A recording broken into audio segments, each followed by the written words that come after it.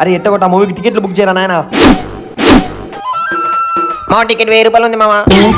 ఏందిరా 1000 రూపాయలే టికెట్? సర్లే ఉండు నేను మళ్ళీ చేస్తా.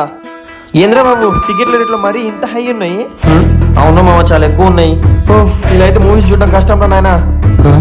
ఎస్ నాకు ఒక ఐడియా వచ్చిందిరా. ఏంటిదిరా అది? ఈసారి నుంచి ఏ హీరో మూవీ రిలీజ్ అయితే ఆ హీరో ఫ్యాన్ అందరికి టికెట్లు పెట్టుకోవాలి. ఏంటి బా సూపర్ రా మామ. ఇప్పటి నుంచి అంటే చేద్దాం.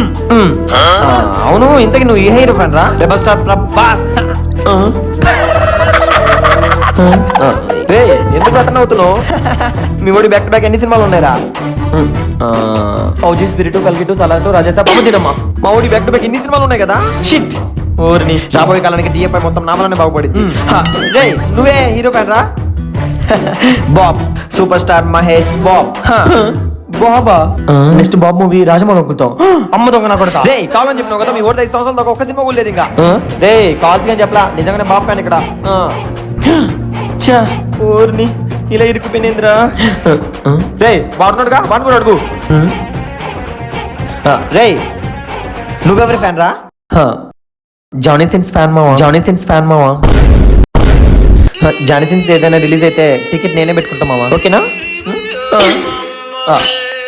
రే ముష్టి ముండా కొడకల్లారా ఎంతకి తెగించారా మీ అమ్మ కరువు బాధితులారా.